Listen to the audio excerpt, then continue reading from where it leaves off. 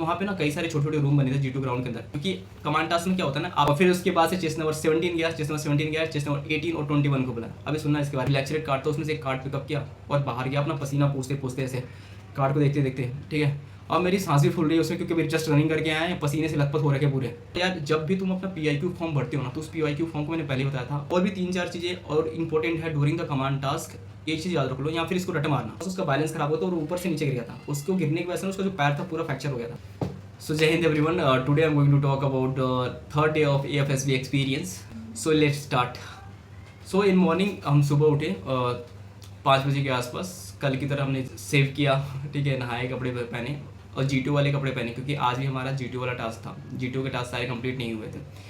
2 दिन तक G2 होता है, एक दिन में G2 के सारे टास्क करवाना इम्पॉसिबल होता है, ठीक है। तो आज हमारे कुछ टास्क थे जो हमें कंप्लीट करने थे। हमने G2 कपड़े पहने, 5:50 के आसपास तक हम मेस में गए, वहाँ से ब्रेकफास्ट किया और 6:05 या 6 AM तक हम वापस आ गए थे। 6:20 पे हमारा ब्रीफिंग हुआ। ब्रीफिंग में जेसू सर आए, उन्होंने ब्रीफ किया कि किसी इसका आज इंटरव्यू है और G2 वाले बच्चे जो गए थे कल, अगर वो सेफ़ है, ठीक है, ठीक ठाक है, मतलब ठीक है, उनको कोई चोट नहीं लगी, या चोट है तो कुछ दवाइयाँ जो मेडिसिन है मेडिकल रूम से ले सकते हैं, और साथ में अपने अटेंडेंट को भी बता सकते हैं, और ड्यूरिंग द G2 टास्क कोई दिक्कत होती है तो। देन उन्होंने बताया था कि कितने बजे हम G2 ग्राउंड जाना है। जिनका इंटरव्यू था उसको इंटरव्यू की टाइमिंग बताई और बताया कि कैसे आपको आना है, अपनी फाइल को असेंबल करके रखना है, ये सारी चीज़ें बताई उनको। और जिन बच्चों का कुछ नहीं था, ठीक है, उनको भी बताया कि आपको क्या क्या चीज़ें करनी है, क्या क्या चीज़ें नहीं करनी है, क्योंकि है ना, ताकि जो डिसिप्लिन है उसको डिसिप्लिन कोई ब्रेक ना करे।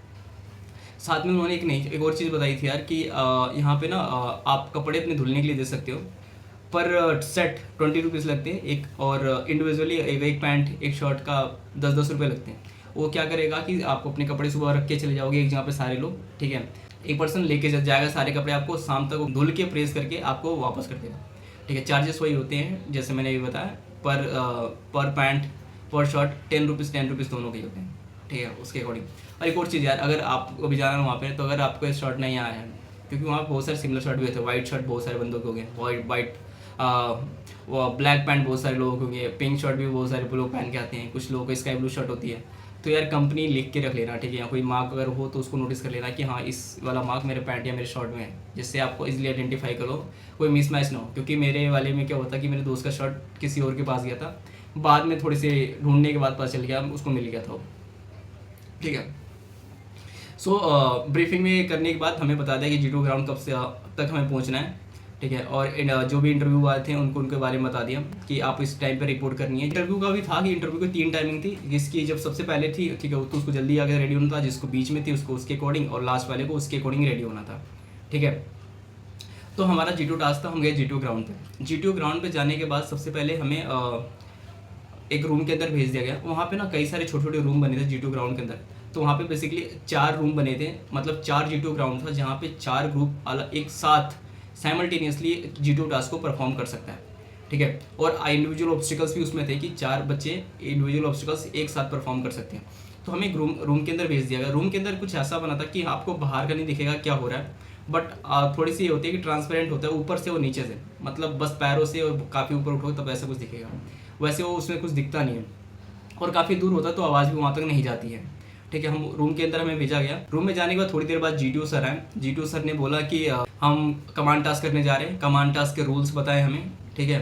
रूल्स समझाने के बाद उन्होंने बोला कि हमें डिसिप्लिन में जैसे चेस्ट नंबर के अकॉर्डिंग बैठे हुए हैं, चेस्ट नंबर के अकॉर्डिंग बैठ जाएँ, ठीक है। और थोड़ी देर बाद हमें अटेंडेंट जो वहाँ का है, अटेंडेंट आके बुलाया बताएगा और चेस्ट नंबर के अकॉर्डिंग, तो चेस्ट नंबर के अकॉर्डिंग हमें वहाँ पर जाना पड़ेगा।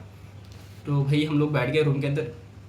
वहाँ पे पानी की व्यवस्था होती है हर रूम के अंदर, ठीक, तो पानी वानी पिया और कमांड टास्क के बारे में थोड़ा थोड़ा डिस्कस करने लगे। देन अटेंडेंट ने वहाँ से जहाँ पे G2 बैठे थे वहीं से आवाज़ लगाता वो, तो अटेंडेंट ने आवाज़ लगाई, चेस्ट नंबर 21 बोला था उसने, 21। तो चेस्ट नंबर 21 मेरे में 16 से लेके 22 तक थे, जैसे मैंने बताया था हमने प्रीवियस वीडियो में, Day 1 Day 2 में, ठीक है। तो उसने चेस्ट नंबर 21 बोला, चेस्ट नंबर 21 गया, चेस्ट नंबर 21 गया, और उसने अपने जो सबऑर्डिनेट्स होते हैं, क्योंकि कमांड टास्क में क्या होता है ना, आपको 2 सबऑर्डिनेट चुनने के मौके होते हैं कि आप अपने हिसाब से 2 सबऑर्डिनेट चुन सकते हो। लेकिन एक और चीज़ ध्यान में रखना कि जब सबऑर्डिनेट आपने जो सिलेक्ट किया ना, आपको उसके बारे में भी पता होना चाहिए कि आप उसे क्यों ले रहे हो, ठीक है। लाइक को नॉट बांधने में अच्छा है, या फ्लेक्सिबल है, या थोड़ा स्ट्रॉन्ग है ताकि लोड को अच्छे से कैरी कर लेगा, या थोड़ा सा वेट कम है उसका तो इजीली क्रॉस कर जाएगा, ये सारी चीज़ें आप बता सकते हो। ज़्यादातर यही बताते हैं कि sir he is like he is strong, he is flexible, he is a good in tying the rope etcetera. ठीक है, हमारा चेस नंबर 21 गया, 21 ने बुलाया है चेस नंबर 17 और चेस नंबर 18 को। ठीक है, और फिर उसके बाद से चेस नंबर 17 गया, चेस नंबर 17 गया, चेस नंबर 18 और 21 को बुलाया। अभी सुनना है इसके बारे में। ठीक है, उसके बाद से चेस नंबर 18 गया, 18 ने फिर चेस नंबर 21 और 17 को बुला। अब देख रहे हो आप यहाँ पे क्या है ना कि ये जो 3 बंदे थे ना, इन तीनों बंदे अपन ने डिसाइड कर रखा था, तू मुझे बुला लियो, मैं तुझे बुला लूँगा, मैं तुझे बुला लूँगा, तू मुझे बुला लियो, ऐसे करके। अब इसका रीज़न क्या था? रीज़न देखो क्या होता है ना कि G2 इसमें ना एक चीज़ कमांड टास्क में नोटिस करता है कि कौन कौन से सबऑर्डिनेट्स या कैंडिडेट्स को लोग ज़्यादा बार बुला रहे हैं। इट मीन्स अगर उसे कई दो एक से ज़्यादा बार बुला रहे हैं, इसका मतलब उसके अंदर कुछ ऐसी चीज़ें हैं जो इनको पसंद है, यानी कुछ ऐसी स्किल्स है जिसमें वो अच्छा है, जैसे कि रोप को टाई करने में और कमांड्स को अच्छे से फॉलो करने में, या जो ऑब्स्टिकल्स पे क्रॉस करना है उसको वो अच्छे से कर लेता है, या फियर नहीं है उसके अंदर। ठीक है, रिस्क लेने का है उसके अंदर जज्बा, ऐसा कुछ। ठीक है, तो एक चीज़ है जो नोटिस होती है। अब ऐसे करते करते फिर मेरा चेस नंबर अटेंडेंट ने बोला, मैं वहाँ रनिंग करके गया। रनिंग करके जब मैं वहाँ पे गया तो the G2 was there. The G2 sir ask me that, वहाँ पे ना एक और चीज़ यार, जैसे आप जाओगे G2 सर तो उस कमांड टास्क में ना आपको कमांडर बुलाएंगे, like you are the commander, you have to of subordinates, with the subordinates as well as with load. ठीक है, you have to cross the obstacle. और एक और चीज़, ठीक है, ऑब्स्टिकल्स को आपको क्रॉस करना है। सो मैं G2 सर के पास गया। G2 सर पहले बोला कि hello Somnath, how are you, मेरे बारे में पूछा। Then he ask me question that who motivates you to join the arm forces. ठीक है, तो मेरा जो रीज़न था उन्हें रीज़न बताया। उन्होंने ऑल्सो मेरे ना हॉबीज़ के बारे में पूछा। मैंने उसमें एक चीज़ लिखी थी, मेरा सोशल मीडिया था, मैंने लिखा था उसके अंदर, और वीडियो एडिटिंग भी लिखी थी। ठीक है, तो उन्होंने मेरे को उनको थोड़ा सा ये अलग लगा बाकियों से, क्योंकि बाकियों ने सबने लिखा था प्लेइंग फुटबॉल, रीडिंग बुक्स, ठीक है, स्विमिंग, क्रिकेट, ये सारी चीज़ें लिख रखी थी। मेरा था थोड़ा सा अलग था वीडियो एडिटिंग का। So he asked me about my video editing skills, that from where you started and what you do with video editing. ठीक है, तुम बाकी टाइम में कैसे करते हो, किस चीज़ को करते हो, इससे करके क्या मिलता है, सब चीज़ें इसके रिगार्डिंग क्वेश्चंस पूछे थे। ठीक है, सो यार जब भी तुम अपना PIQ फॉर्म भरते हो ना, तो उस PIQ फॉर्म को मैंने पहले बताया था, उसको अच्छे से पता होना चाहिए तुमने क्या क्या भरा है। अगर तुमने कोई नई चीज़ भर भी दी है तो उसके बारे में जाके थोड़ा सा लिख लो, रूम में जाओगे थोड़ा सा टाइम मिलता है तो उसके बारे में जाके अच्छे से लिख लो कि क्या क्या चीज़ें लिखी है, और इसके बारे में ऐसे क्वेश्चन उनसे पूछ सकते हैं। तो उसके बाद बोला ओके कमांडर, वहाँ पे मेरे को बताया हेयर इज़ अ पट्टा, बल्ली, रस्सी एंड रोप के बारे में मेरे को बताया उन्होंने, और बोला कि here is the obstacles you have to cross. ठीक है, फिर उन्होंने मुझे बोला कि तुम अपने किसी सबऑर्डिनेट्स को बुला सकते हो हेल्प के लिए। फिर मैंने बुलाया था उस समय चेस नंबर 19 और चेस नंबर 20 को बुलाया था। ठीक है, और उसका उन्होंने मेरे से रीज़न ही पूछा कि क्या बोलते हैं, इनको ही क्यों बुलाया। उसमें से एक काफ़ी लंबा था, जो ही वॉज फ्रॉम महाराष्ट्र। तो मैंने बताया सर ये थोड़ा सा लंबा है और ईजिली थोड़ा सा लंबा है और फ्लेक्सिबल है, सो ये जो टास्क है उसको ईजिली से कर लेता है। और सेकंड चेस नंबर जो 20 है और रोप को टाई करने में काफ़ी अच्छा है। ठीक है, सो इसलिए मैं इन दोनों को चुना है। सो उन्होंने बोला ओके, उसके बोला कि योर टाइम स्टार्ट नाउ, ऐसे करके बोल दिया उन्होंने। जो हमें देखो कमांड टास्क के लिए मिलता है ना टाइम ना, वो 15 मिनट का होता है। ठीक है, 15 मिनट का मिलता है, 15 मिनट देंगे, उसके अंदर ये आपको अपने सबऑर्डिनेट फट्टा, बल्ली और लोड है उसको लेके ऑब्स्टिकल्स को क्रॉस करना है। ठीक है, तो यार देखो मेरे टाइम में क्या था ना कि मतलब मेरे टाइम में चैन वाला था, बाकियों में चैन वाला नहीं था। मेरे टाइम में था कि उसमें कुछ एक ट्राइपोड करके बना रखा था कुछ, उसके बीच में चैन, ट्राइपोड टाइप का ही था कुछ। ठीक है, उसके बीच में चैन सी लटक रही थी। उस चैन में क्या था ना कि जैसे फट्टा डाल रहे तो चैन सड़क के पीछे चली जा रही थी।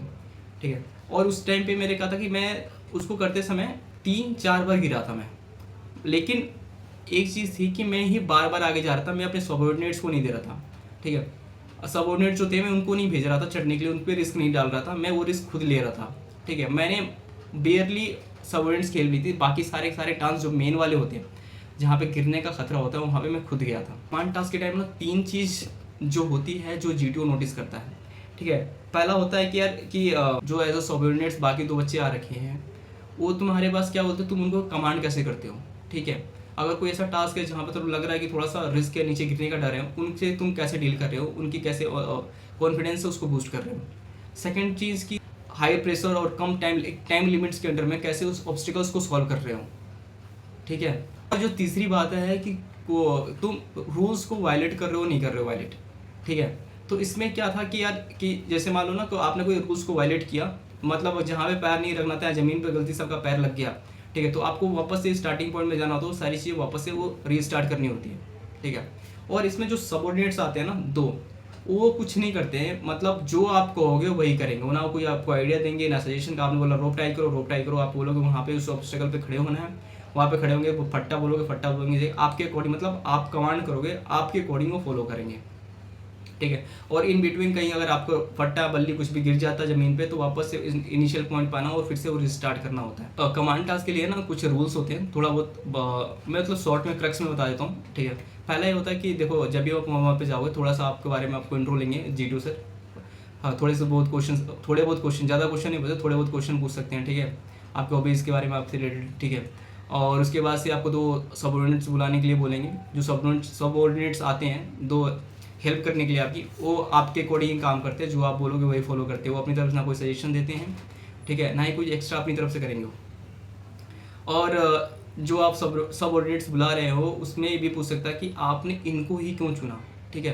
तो उसका रीज़न होना चाहिए आपके पास वैलिड, कि मैं इस चेस्ट नंबर या इस चेस्ट नंबर को क्यों बुला रहा हूँ। और जब भी ना कमांड टास्क को कर रहे हो, कमांड टास्क की तरफ G2 की तरफ नहीं देखना, ठीक है। और जो भी आपका रूल लग रहा है, रूल्स आपसे वायलेट हो गया है लेकिन G2 ने नहीं देखा या बहुत ही मानता, तो खुद अपने आप से हटके स्टार्टिंग पॉइंट पे चले जाओ और स्टार्टिंग पॉइंट से फिर से उसको जो भी आपका टास्क था उस टास्क को परफॉर्म करो क्रॉस करने के लिए ऑब्स्टेकल का, ठीक है। रूल्स को वायलेट नहीं करना। एक और चीज़, जब भी कई बार लगता है ना कि आप वो चीज़ में रिस्क लग रहा है, यहाँ पे वो थोड़ा फट्टा जो आप बल्ली बार है वो थोड़ा सा गिरने का डर है, तो वहाँ पे अपने सबऑर्डिनेट, अपने जो कैंडिडेट हेल्प करेंगे उसको भेजने के लिए खुद जाओ, ताकि जो जो ये दिखाता है कि आप रिस्क ना अपने खुद पे ले रहे हो, ठीक है। एज रिस्क अपने जो आपके सोल्जर है, आप अपने सोल्जर को रिस्क में नहीं डाल रहे, वो रिस्क आप खुद ले रहे हो, खुद जाके चेक कर रहे हो, ठीक है। और कई बार होता है अगर आपको इस टास्क में बार बार गिर रहे हो तो बार बार उसमें 3-4 बार ट्राई करो, ठीक है। और एट द एंड में आप कर लोगे, 100% कर लोगे, तो ये भी दिखाया कि आप गिव अप नहीं कर रहे, ठीक है।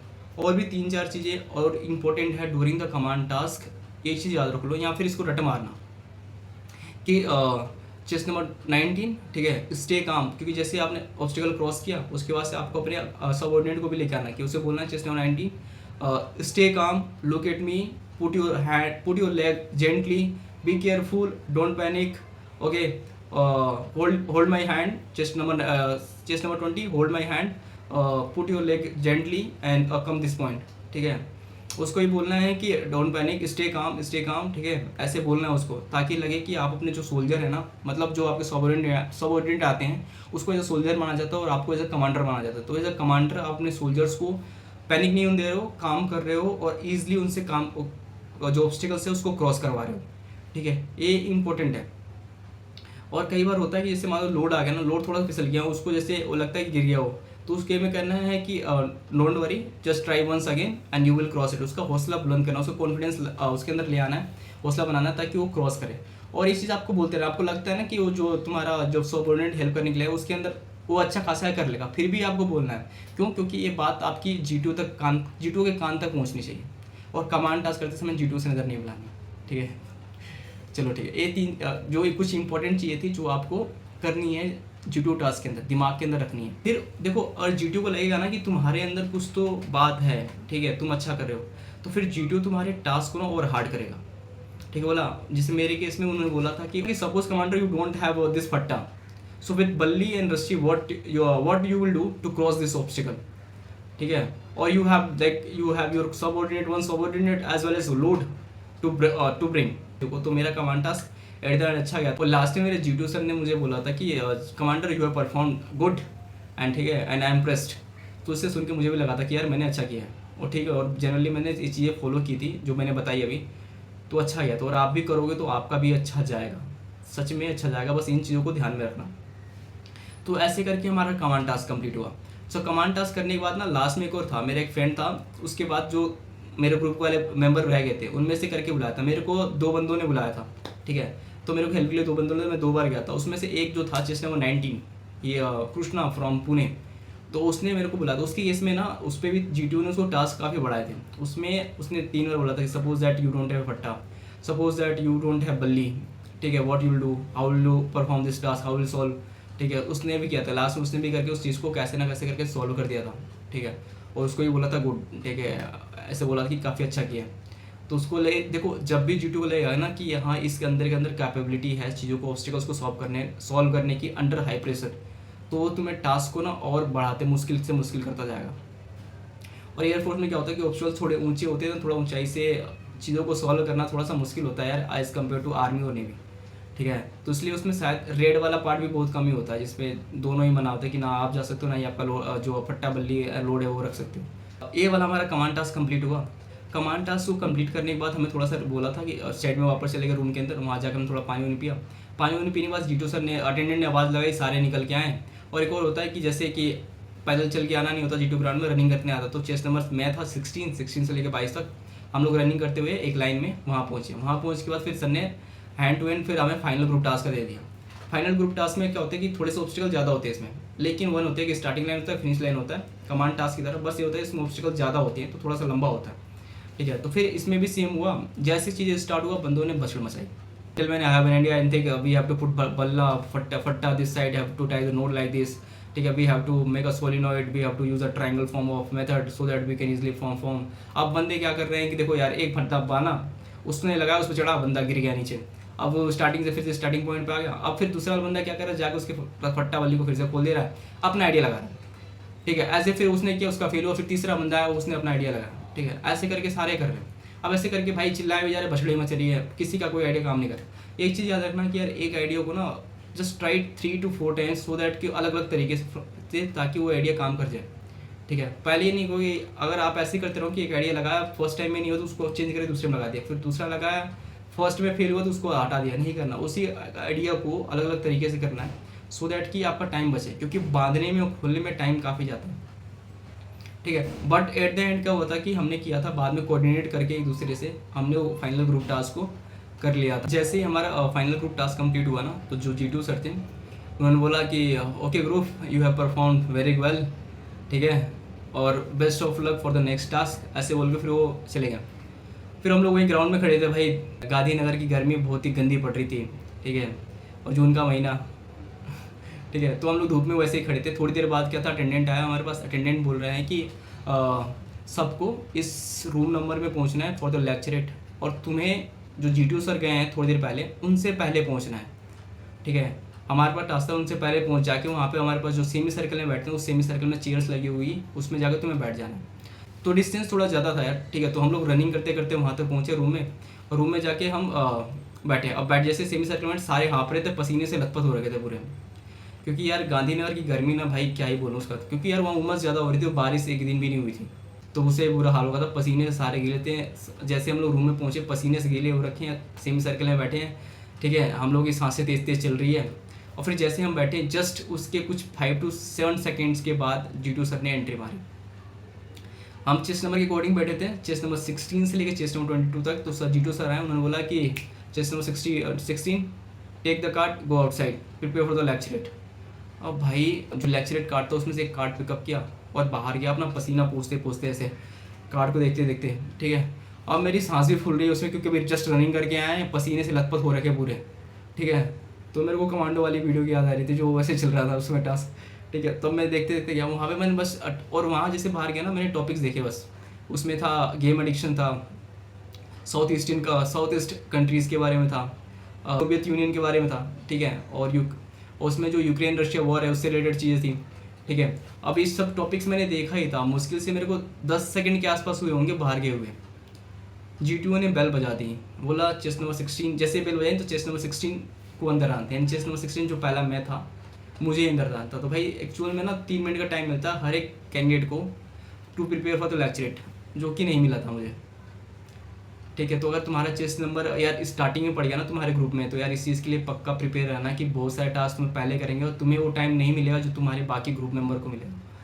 मेरे साथ ऐसा हुआ था, इसलिए बता रहा हूँ, इस चीज़ के लिए प्रिपेयर रहना अगर इन केस तुम्हें पहला चेस्ट नंबर मिल जाता है तुम्हारे ग्रुप का। तो सो मुझे बुलाया। अब यार उसने उतनी देर मैंने बस एक टॉपिक ही देखा था, टॉपिक के नाम, तो उसमें से बस मैंने फटाफट कार्ड रख दिया और दिमाग में टॉपिक सेलेक्ट कर लिया उसमें से गेम एडिक्शन, ठीक है।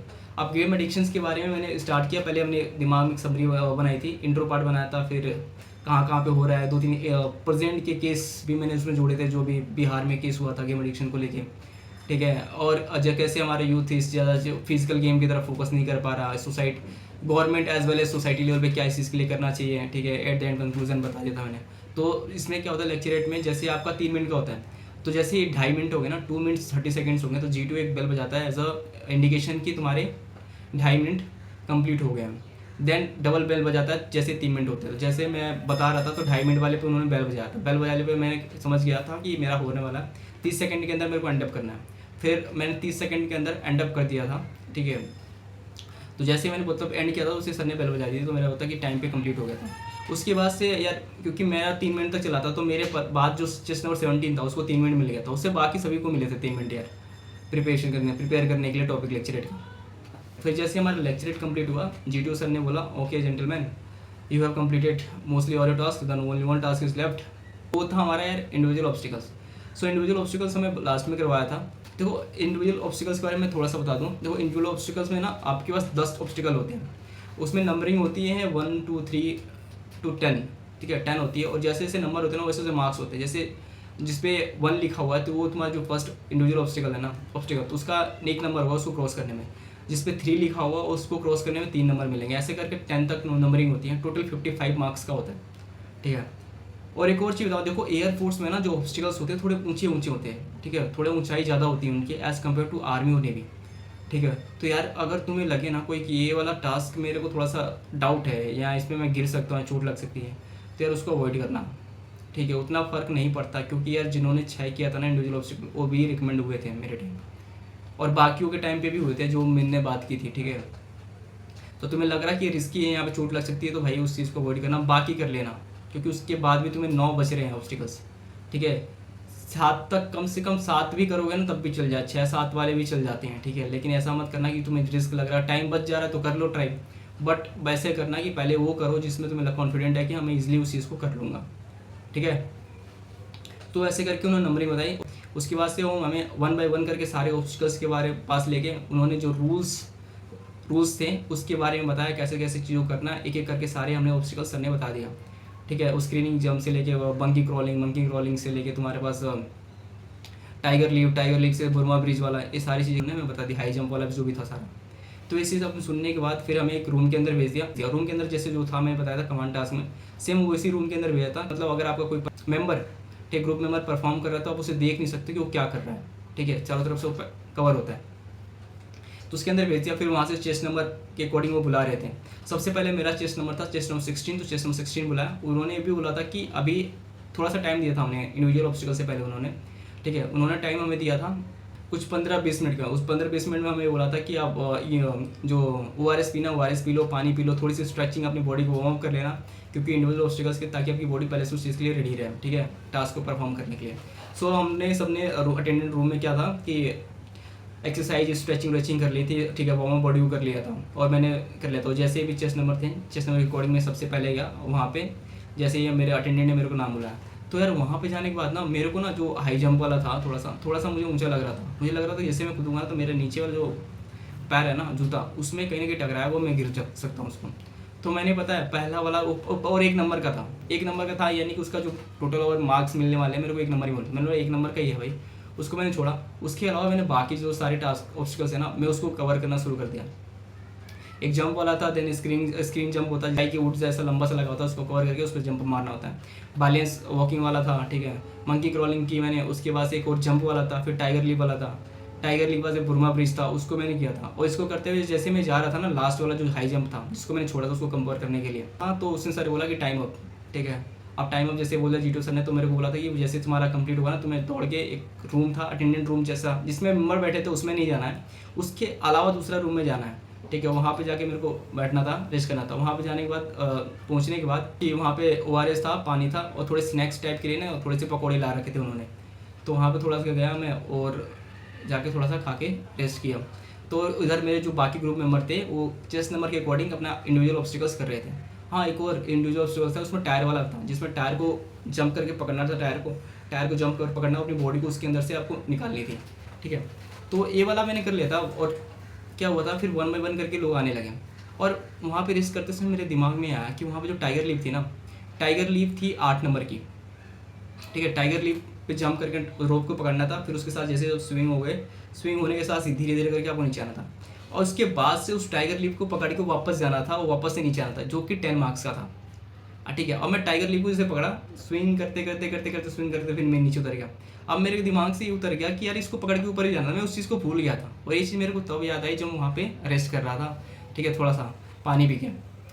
तो बाकी क्योंकि मैं कह रहा था यार मैंने तो बस एक ही मिस किया, मैंने 9-10 में से 9 किए हैं, तो मैं थोड़ा सा ठीक भी था कि खुश था कि चलो 9 किया मैंने। बाकी बंदों के जो आ रहे थे कह रहे 7 किया, किसी ने 6 किया था, किसी ने 8 किया था। मैंने कहा मैंने तो 9 किए हैं, ठीक ठाक है। फिर मेरे को याद यार यार वो तो मैंने तो वो मिस ही कर दिया जो रास्ता चढ़ने वाला था, और 10 मार्क्स का था वो मैं कर सकता था यार। मतलब इतनी स्ट्रेंथ थी मेरे पे कि मैं कर सकता था। उसके बाद से एक एक करके मेंबर आने लगे, जितने जो भी ग्रुप के मेंबर थे।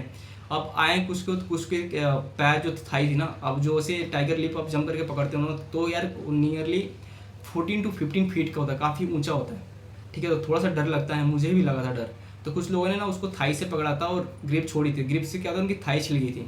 एक था जिसका ना पूरा ये वाला जो हाथ है, ये वाला पूरा हाथ उसका छिल गया था, यहाँ से यहाँ तक। मेरा ग्रुप मेंबर था, किसी के हाथ में लगी थी। कुछ लोगों को जो मंकी क्रॉल करते हैं ना, मंकी क्रॉल करते समय उनके जो घुटने हैं, घुटने के पास काफ़ी छिल गया था गंदी तरह से, मतलब वैसे बहुत ही गंदी तरह से छिला था, ठीक है।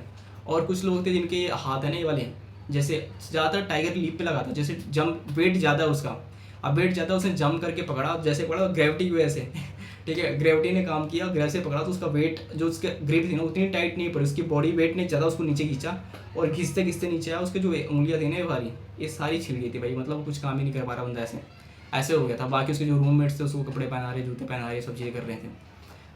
तो इसीलिए मैंने बोला स्टार्टिंग में बोला भाई कि अगर तुम्हें कभी लगे ना मन में डाउट हो कि ये वाला टाइगर, ये वाला जो इंडिविजुअल ऑब्स्टिकल है उसमें थोड़ा सा मेरे को लगता है रिस्क है, मैं गिर सकता हूँ, चोट लग सकता है, भाई मत करना उसको, बाकी पे ध्यान देना, ठीक है। बाकी अच्छा करो, क्योंकि सही सलामत बॉडी तुम्हें लेके रखना है अभी, क्योंकि तुम्हारा इंटरव्यू प्रोसेस है, कॉन्फ्रेंस वाली चीज़ें हैं, ठीक है। तो उस चीज़ के लिए बचा के रखना है।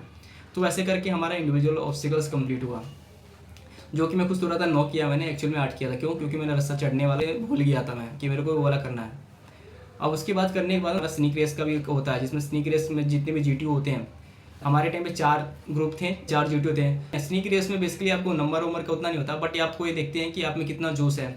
जिसमें सांप जैसा मतलब कपड़े का ही होता है काइंड ऑफ, ठीक है। उसको लेकर तुम्हें कैरी करना, उसको जमीन में रखना, और ऑब्स्टिकल्स तुम्हें क्रॉस करते करते एट द एंड पहुंचना होता है। इसमें जीटीओ होते हैं सारे जीटीओ, और वो अपने अपने ग्रुप का लेके आपस में कंपटीशन कराते हैं। एट द एंड वो आपको अपना वार क्राई भी देंगे बोलने के लिए। जैसे किसी ने बोला था कि तोड़ेंगे जीतेंगे, तोड़ेंगे जीतेंगे, ऐसे करके होता है। हमारे ग्रुप ने डिसाइड किया था बजरंगबली की जय, ठीक है, बजरंगबली की जय, ऐसे करके हम लोग अपना अपना वार क्राई उन्होंने सेलेक्ट किया था, और बोलते हुए हम ऑब्स्टिकल को क्रॉस किया था। ऑब्स्टिकल को क्रॉस करते समय ना एक कैंडिडेट ऐसा था हमारे नहीं, जो सेकंड ग्रुप वाला आया था, सेकंड ग्रुप में उसने जो स्लाइड का एक ऑप्शन लास्ट में एक स्लाइड वाला था, तो स्लाइड वाले में क्या था कि उसने थोड़ा सा उसका बैलेंस खराब हुआ था और ऊपर से नीचे गिर गया था। उसको गिरने की वजह से उसका जो पैर था पूरा फ्रैक्चर हो गया था।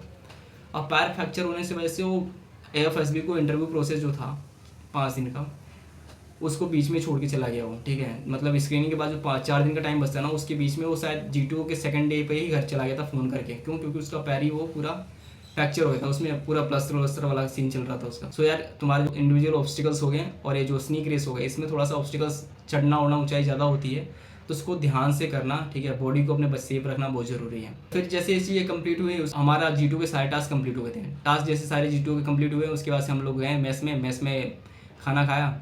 मेस में खाना खाने के बाद फिर से हम लोग वापस अपने एकोमोडेशन रूम में गए। एकोमोडेशन रूम में जिनको चोट लगी थी वो मेडिकल रूम में गए, वहाँ से जाकर उन्होंने अपने लिए दवाइयाँ ली, ठीक है। दवाइयाँ लेके आए, थोड़ा खाएँ, तो सबने रेस्ट किया। रेस्ट करने के बाद उसके बाद से हमारा अगले दिन था इंटरव्यू मेरे ग्रुप का। सो हम लोगों ने इंटरव्यू प्रोसेस की जो तैयारी थी वो शुरू कर दी। उसके बाद ये इंटरव्यू और कॉन्फ्रेंस वाली चीज़ के लिए मैं नेक्स्ट वीडियो में आऊँगा। लेकिन यार एक और चीज़ बताऊँगा, देखो यार ये ओवरऑल जो भी 2 दिन का जीटीओ था उसमें कुछ इंपॉर्टेंट पॉइंट्स है जो तुम्हें याद रखने हैं। पहला कि यार जीटीओ की तरफ देखना ही है, सारे रूल्स जो भी वो बताता है स्टार्टिंग में इंस्ट्रक्शंस, उसको बड़े ही ध्यान से सुनो। क्योंकि कई बार होता है ना जो हम लोग यूट्यूब पे देख के गए हैं या जो पढ़ के गए हैं, उससे थोड़ा सा वो चीज़ अलग ही बता देता है। अगर उस चीज़ को नहीं सुनोगे तो बोलेगा कि इसने कुछ पहले से रट्टा उट्टा मार के आ रखा है, ऐसे जो दिमाग से तुम करके एसेस कर लेगा वो। तो उसकी बातों को ध्यान से सुनना है। हमेशा चेहरे पे तुम्हारे स्माइल होती है, क्योंकि कई बार जीटीओ टास्क में होता है ना कि तुम्हारे अकॉर्डिंग सो प्लान तुम्हारे जो बडीज़ हैं वो नहीं कर रहे हैं, पट्टा बल्ले तुम्हारे अकॉर्डिंग रहता है। कई बार होता है कि गुस्सा आता है, मुझे भी गुस्सा आया था, बट उसमें गुस्सा दिखाने के बाद मैं स्माइल कर रहा था। मैं कर रहा था okay gentleman, I agree to you, let's go with your idea, ठीक है। ऐसे दिखाना कि तुम ग्रुप में कोऑपरेट कर रहे हो। भाई गुस्सा तो जेन्युइनली आता है यार, ठीक है, बट आपको गुस्सा शो नहीं करना, आपको अपने चेहरे पे स्माइल रखना है 2 दिन जो जीटीओ का है, ठीक है। इवन इंटरव्यू में भी रखना है, कॉन्फ्रेंस में भी रखना है, सो दैट कि आपके, क्योंकि यार वो ना किसी ऐसे बंदे को नहीं लेना चाहते थोड़ा सा जो अंदर इशू है, जो सीरियस रहता है, वो ऐसे बंदे को चाहते हैं जो अपने जिसके चेहरे पर हमेशा एक मुस्कान सी रहती है, समझ रहे हो। हाँ, तो इस चीज़ को मेंटेन करके रखना मुस्कान को। अगर तुम्हारे अकॉर्डिंग नहीं चला तब भी स्माइल करो, उसको बोलो कि gentleman I agree to your point, let's go with this idea and further proceed ahead, ठीक है। इस चीज़ को लेके चलो। और GTO के लिए एक और इम्पोर्टेंट चीज़ है, जब भी आपका ग्रुप, ठीक है, किसी एक आइडिया पे स्टॉक हो जाए तो उस ग्रुप को आगे लेके जाओ कि gentleman I think this the chest number idea given by 17, chest number 19, both the ideas are good, but firstly let's go with the chest number 19 ideas, ठीक है। आपको किसी को ये नहीं करना कि तुम्हारा आइडिया ख़राब है, तुम्हारा आइडिया ख़राब है, ये नहीं करना। आपको बोलना है कि चेस दोनों के आइडिया अच्छे हैं, बट मेरे पहले इस आइडिया को अप्लाई करते हैं, if it doesn't work then will go with chest number 17 और 18 आइडियाज़, ठीक है। दूसरे चेस नंबर के आइडियाज़ के साथ चलेंगे। आपको ग्रुप को लेके जाना है, तो ग्रुप कोऑर्डिनेशन भी दिखता है यहाँ से, ये चीज़ें लेके चलनी है। ये जो पॉइंट बताया मैंने GTO के लिए बहुत ही इंपॉर्टेंट थे, ठीक है। और जो भी तुमने आंसर दिया था GTO सर को अपने 2 दिन के दिन में, उस तुम्हें याद होना चाहिए क्या क्या तुमने आंसर दिया था, क्योंकि वो डायरेक्टली इनडायरेक्टली आपके कॉन्फ्रेंस में पूछ लेंगे, आपके इंटरव्यू में पूछ लेंगे, और वहाँ पर अगर तुम थोड़ा सा भी अलग दिया आंसर तो कंट्राडिक्ट कर जाएगा, ठीक है, जो कि नहीं करना। इस चीज़ को आपको ध्यान रखना है। तो GTO के बारे में जानने के बाद यार हमने थोड़े से गेम भी खेले थे जाके सामने, जैसे मैंने बैडमिंटन खेला था, और फूसबॉल करके एक गेम था, वो भी मैंने सीखा भी था और खेला भी था, ठीक है। और अगले उसके बाद से हमने इंटरव्यू की तैयारी कर दी थी।